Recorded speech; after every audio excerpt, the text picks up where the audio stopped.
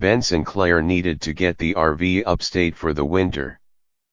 The RV is a 1977 Dodge Sportsman Travco painted white with black trim. There's room to sleep for, a kitchen and a shower in back, and burnt orange shag carpet that has seen a few miles. One morning last month, the RV was parked on a gritty street in the Crown Heights section of Brooklyn, near Mr. Sinclair's office. The plan was to drive north and stash it in his buddy's backyard near Germantown, NY, leaving time enough to smoke a joint before catching the 151 Amtrak back to the city. Mr.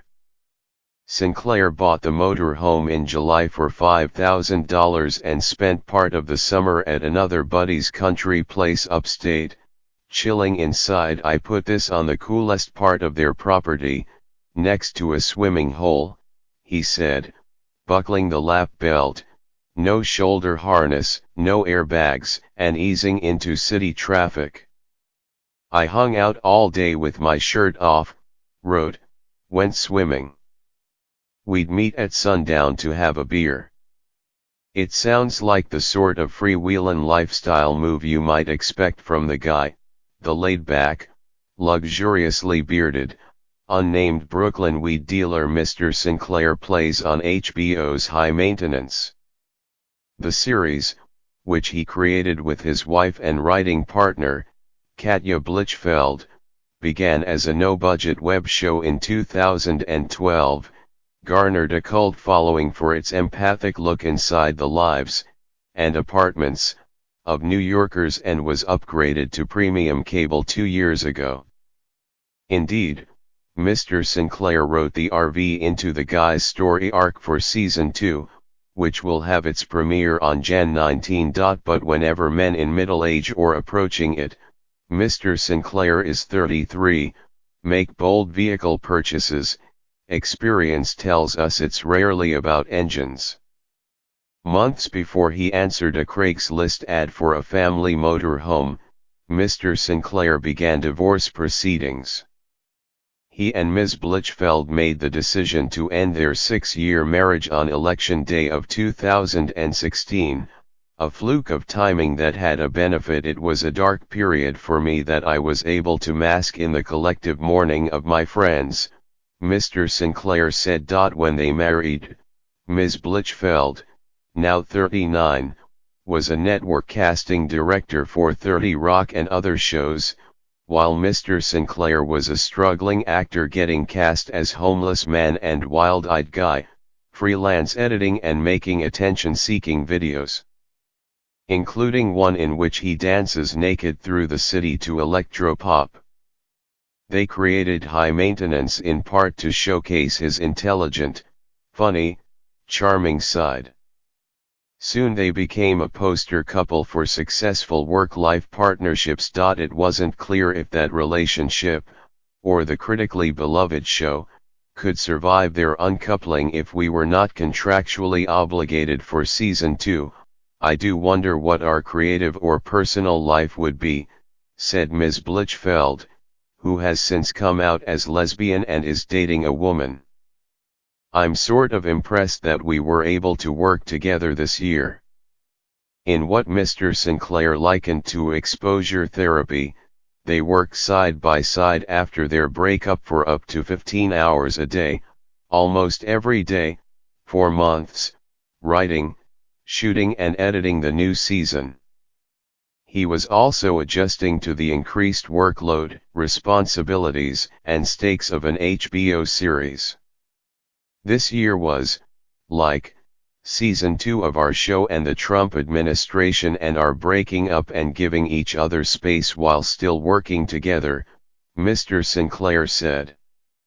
It was intense. Thus, the R.V. making a wide turn onto Atlantic Avenue, queuing up a music podcast called Chances with Wolves and heading for the expressway, Mr. Sinclair said he was at loose ends in other ways. The day before, his landlord had informed him that he had to vacate the apartment he once shared with Ms. Blichfeld.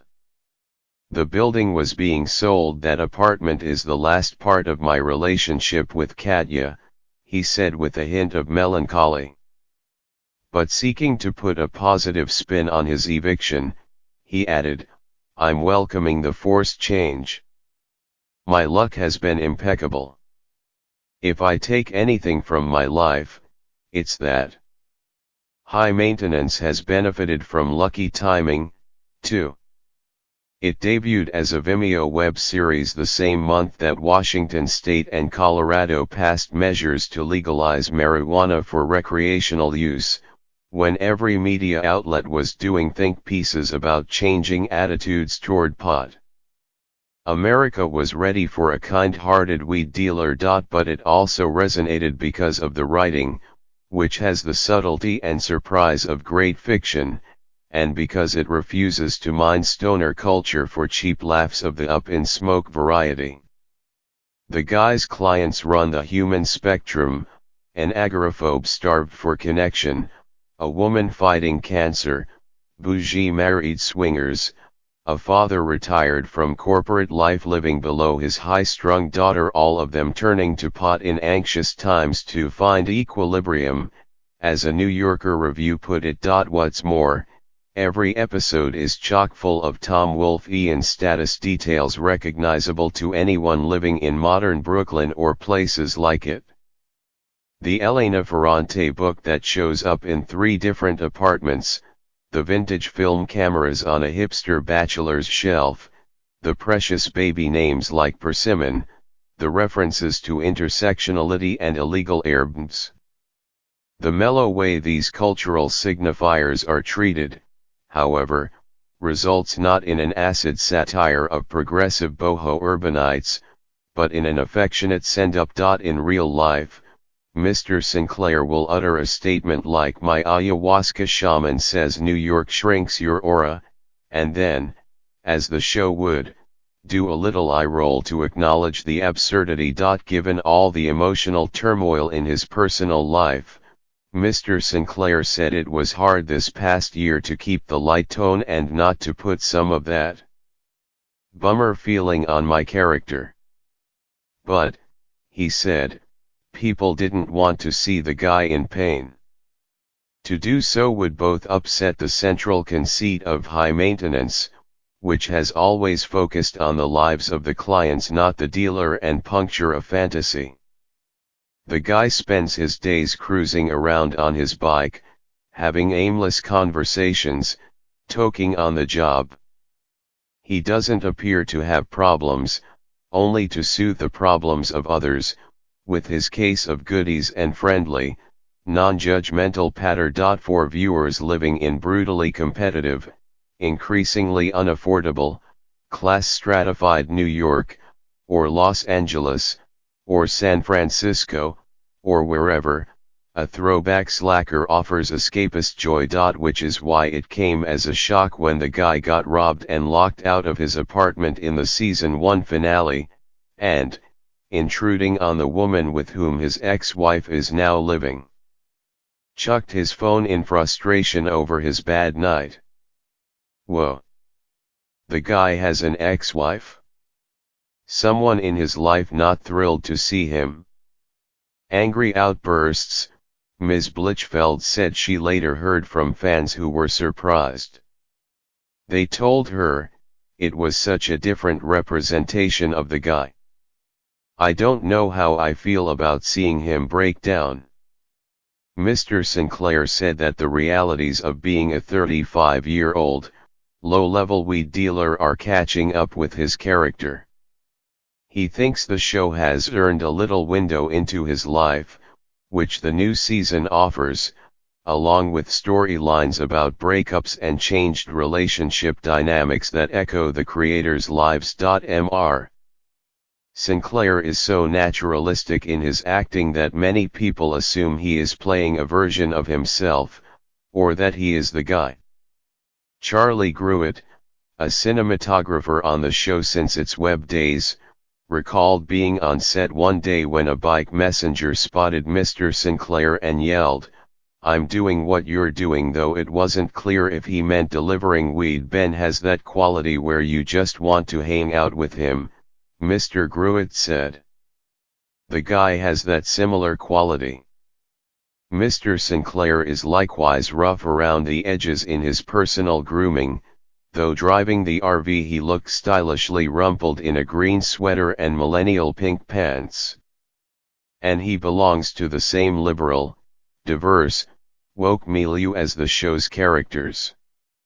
He attended Oberlin College, claims to have had his life changed at Burning Man, and says he is trying to check his power and white privilege. But where the guy is a chill cipher who doesn't say much, Mr. Sinclair is talkative and disclosing, even intensely intimate.